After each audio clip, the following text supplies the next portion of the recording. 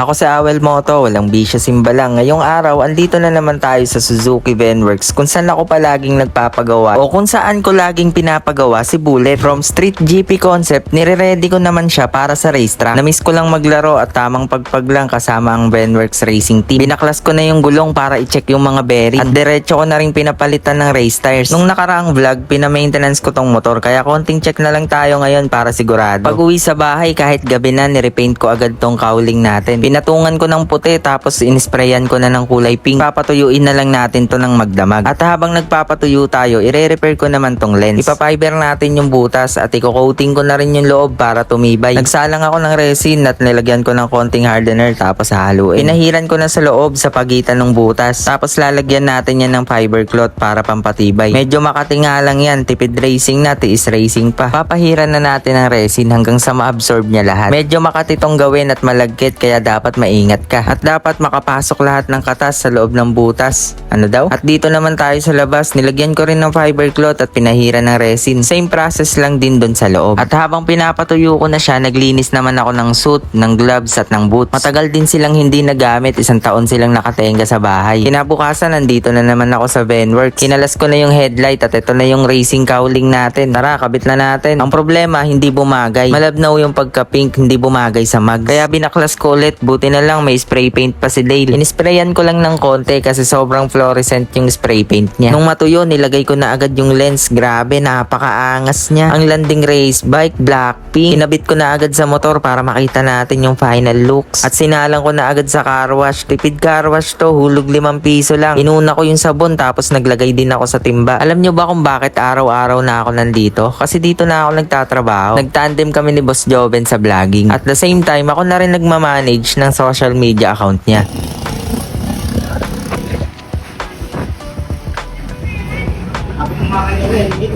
Iisip ka kasi talaga to. Ay! Hoy, ano ba? Ang lakas ang trip mo ah.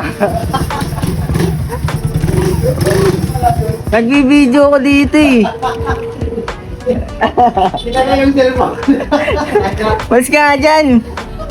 Kinuskus ko ng may sabon para mas maging malinis si Bullet. Tapos hulog ulit ng 5 para mawash na. O diba, ang tipid, 10 piso lang nagastos ko. O ayan, ang linis na ni Bullet at presentable na siya. Papatuyuin at pupunasan na siya para ready na mamaya pag alis namin. Alas 10 ng gabi, nakapagsampa na kami ng mga race bike. Tara, biyahe na, kita-kits tayo sa racetrack. Pagdating namin, naglatag agad kami ng tent para makatulog pa. At kinaumagahan, Good morning, everyone. Good morning, how you doing? Good morning, what's up? Sina? Carrera days na.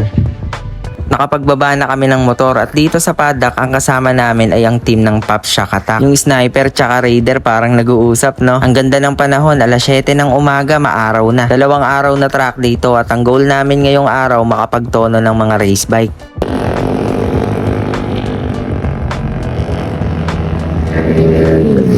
Alright, dito kami sa Tarlac Circuit here.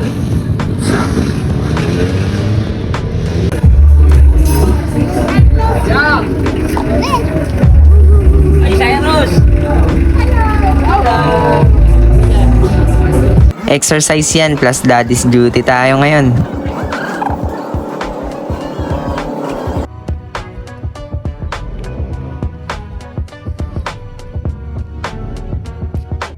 Alright, registration tayo. Dun. Kuha tayo ng ano natin, race number tsaka registrations. May kumakaway dun mga pogi oh.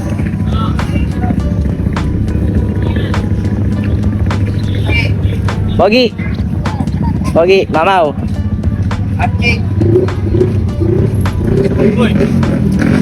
Registration tayo dito kasama natin mga halimaw sa racetrack eh. Mga mamaw. Sino yun? Paniniwala dyan. Paniniwala dyan.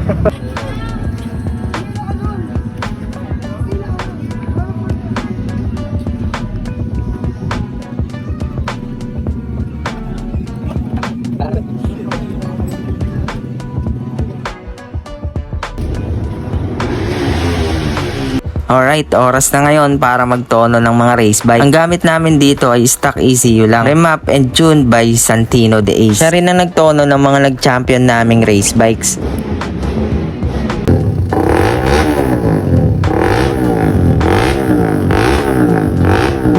At ito, tapos nang itono si Bullet. Maganda ang throttle response. Itetest na lang at i-observe natin sa loob ng racetrack.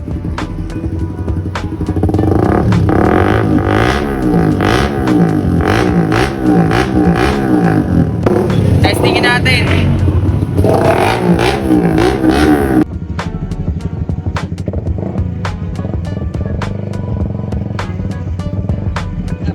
Right lang, baka madali ang camera ko.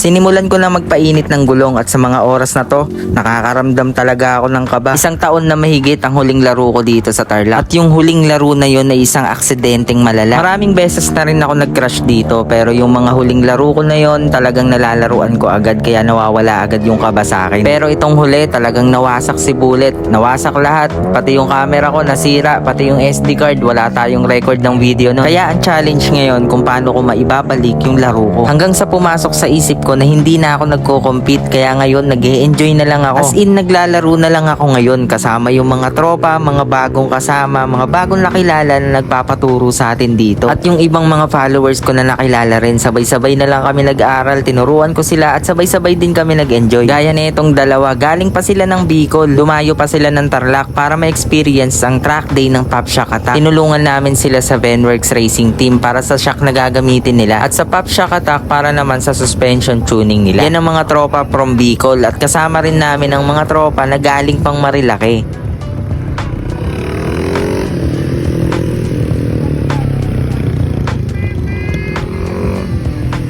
At kinagabihan, ito naman ang kaganapan, may pa-motor show.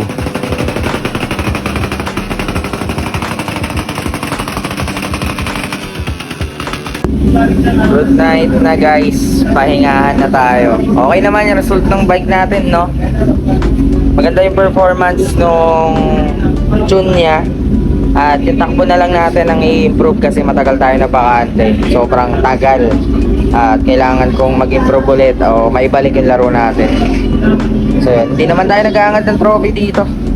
Gusto ko lang mag-enjoy at makapagbigay ng tips sa inyo. Kung bibigay ako tips sa inyo sa susunod.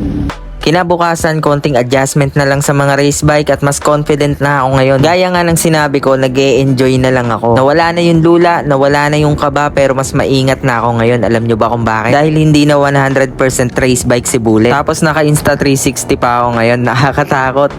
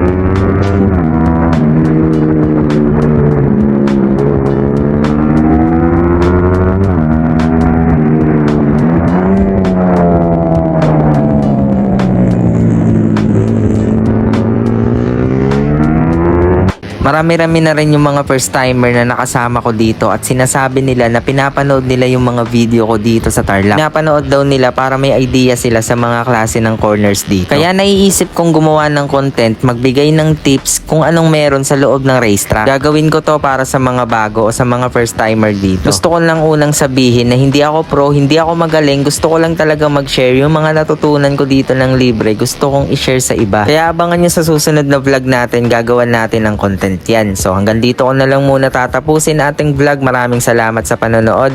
It's your boy Awel Moto, walang bisyo simbalang. Ciao!